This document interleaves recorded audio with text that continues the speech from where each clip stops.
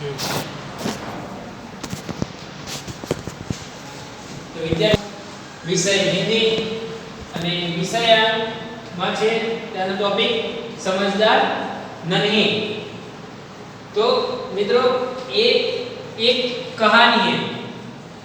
इस कहानी में नन्ही और बिच्छू की बात बताइए। तो इसमें इस कहानी में व्यक्ति को किसी भी परिस्थिति में भलाई करने का अपना स्वभाव नहीं छोड़ना चाहिए, यह बात प्रस्तुत की गई है। हमारे समाज में कुछ लोगों का स्वभाव बुरा होता है, लेकिन हमें अपना अच्छा स्वभाव नहीं छोड़ना चाहिए। तो समाज में कुछ लोग किसी का बुरा चाहते हैं, लेकिन ऐसा नहीं करना चाहिए।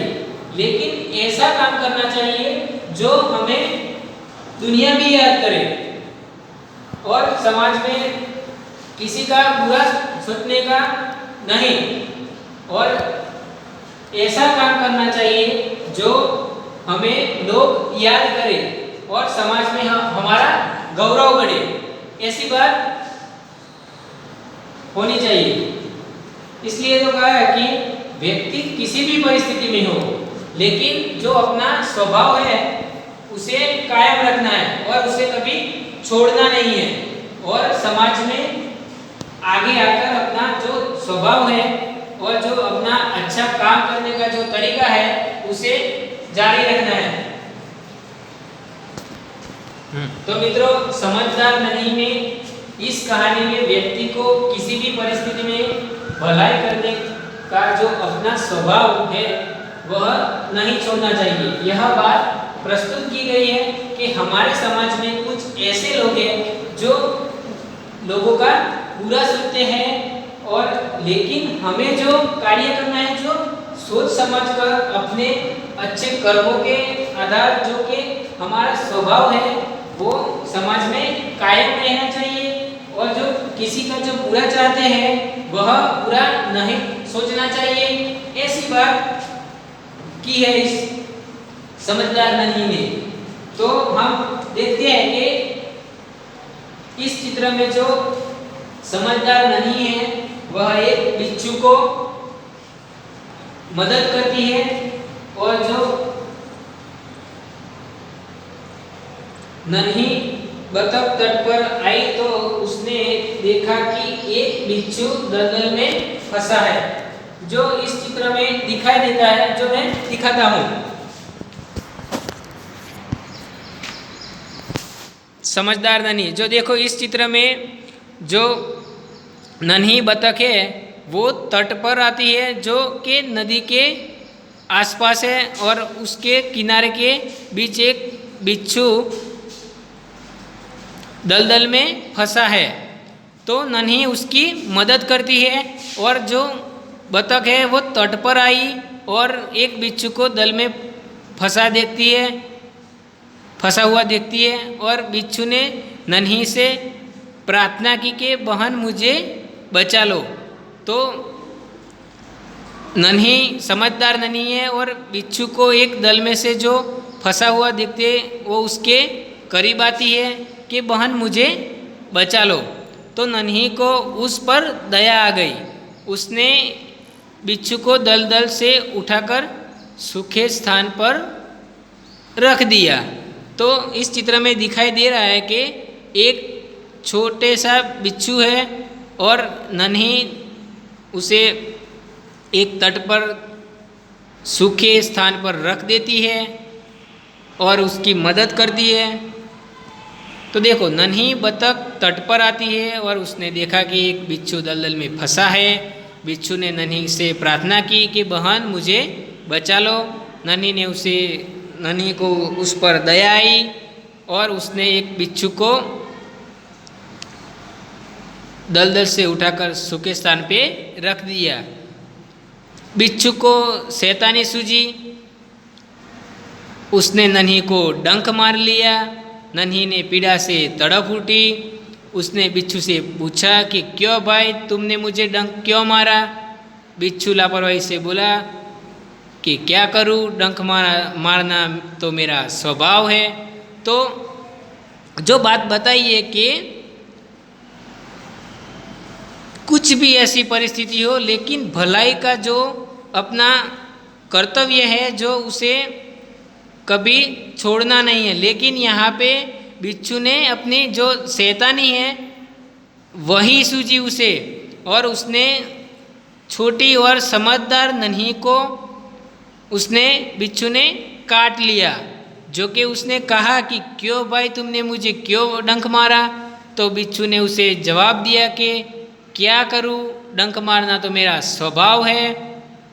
और उसने नन्ही बोली तुम यह गंदी आदत छोड़ दो, नहीं तो कोई मुसीबत में तुम्हारी रक्षा नहीं करेगा। और लेकिन अपना जो स्वभाव है उसे छोड़ दो, और अपनी जो लापरवाही है वो भी छोड़ दो। और डंक मारना तो बोलता है कि मेरा स्वभाव है। इसीलिए तो नन्ही समझदार बोलती है कि आप कोई भी परिस्थिति में आ जाओगे तो तुम्हारी मदद और रक्षा कोई नहीं करेगा।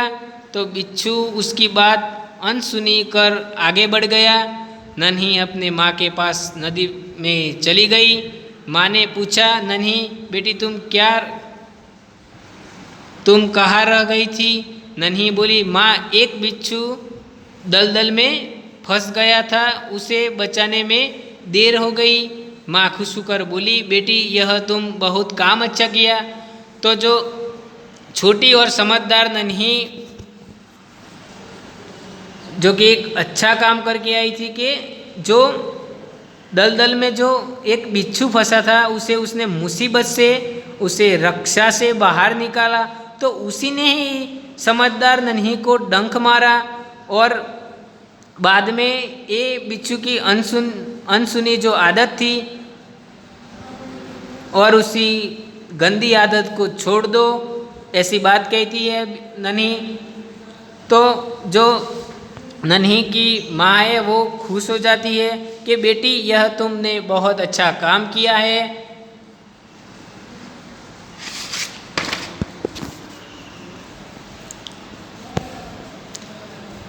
दूसरे चित्र में दिखाई देता है कि नन्ही बोली लेकिन बदले में उसने मुझे डंक मार दिया। माँ बोली बिच्छू अपनी गंदी आदत का गुलाम है, तुम उसे चाहे कितनी बार बचाओ वह बार बार डंक मारता रहेगा। नन्ही बोली माँ मैं उसे उसकी गंदी आदत छुड़ा कर रहूँगी। तो नन्ही बोली लेकिन बदले में उसे मुझे डंक मारा। लेकिन उसने जो कहा है कि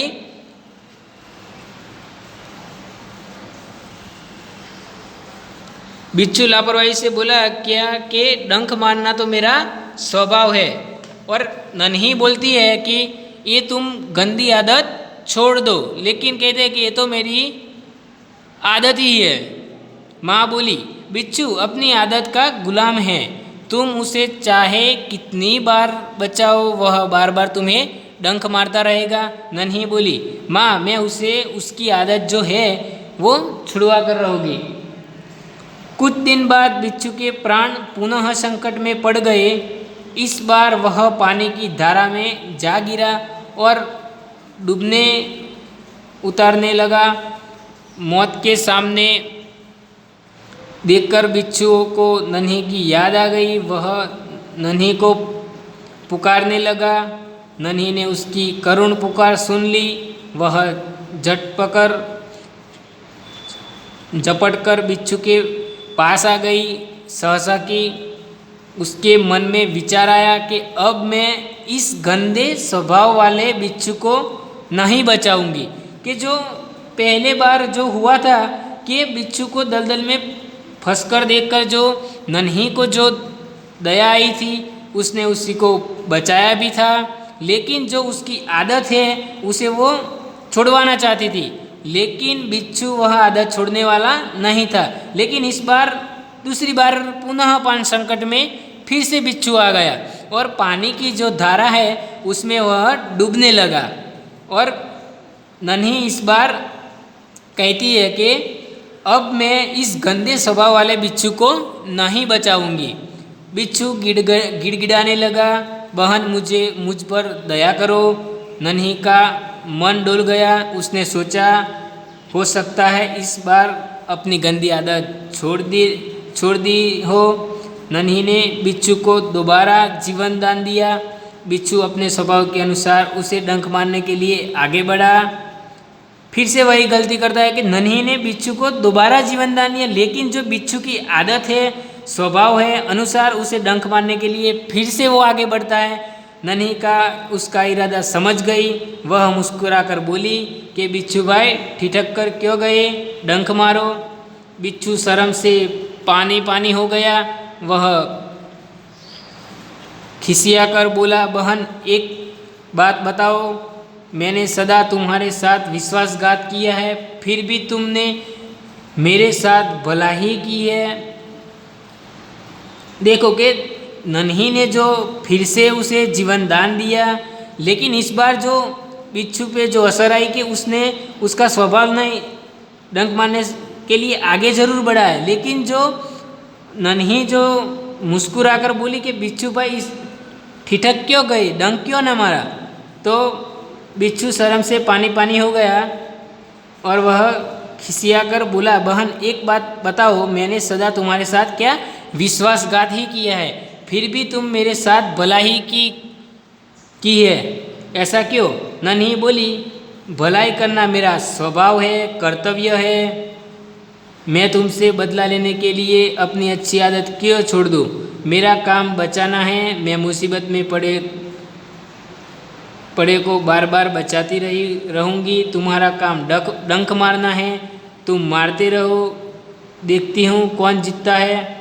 बिच्छू पछतावे से भर गया, बोला, नन्ही बहन आज तुम जीत गई। मैं वचन देता हूँ कि अब मैं किसी निर्दोष जीव को डंक नहीं मारूंगा। नन्ही खुश होकर नदी में चल गई। माँ ने आज फिर पूछा, बेटी कहाँ देर कर दी? नन्ही ने पूरी घटना बताई कि माँ प्यार से बोली, प्यारी समझदार नन्ही, भले लोग अपनी बार बार की भलाई से इसी तरह बुरे लोगों को भला बनने की राह दिखाते हैं। नन्ही प्रसन्न होकर थिर करने लगी। तो बताया कि इस बार उसकी माँ खुश हो गई और जो कहा था कि मैं गंदे बिच्छू को सुधार कर ही रहूँगी, और बिच्छू को जो पछताए से बोला कि नन्ही बहन मैं आज तुम जीत गई और मैं हार गया हूँ। आज मैं वचन देता हूँ कि निर्दोष जीव को डंक नहीं मारूंगा। और नन्ही खुश होकर नदी में चल गई। और माँ ने फिर से आज पूछा कि बेटी देर क्यों कर दी? तो बेटी ने जवाब दिया नन्ही ने कि और जो बिच्छू और नन्ही की जो घटना थी वह माँ को बताई कि माँ प्यारी से बोली कि प्यारी समझदार नन्ही, भले लोग अपनी बार बार की भलाई से इसी तरह बुरे लोग को भला बनने की राह दिखाते हैं। नन्ही प्रसन्न होकर थिर करने लगी। तो इसी में बताया है कि इस कहानी में जो कि व्यक्ति को किसी भी परिस्थिति में भलाई करने का जो अपना स्वभाव है उसे कभी नहीं छोड़ना चाहिए। यह बात प्रस्तुत की है कि हमारे समाज में कुछ लोग का स्वभाव बुरा होता है, लेकिन जो अपना जो कर्तव्य है, अपना जो स्वभाव है वो कभी नहीं छोड़ना चाहिए। जैसे कि समझदार नन्ही ने बिच्छू को जैसे बचाया था और वह जो डंक मारने का जो उसका स्वभाव था वह नहीं छोड़ा, लेकिन एक बार दूसरी गलती में उसे सबक सिखा कर ही रही। ये बात इस समझदार नन्ही ने बताई है।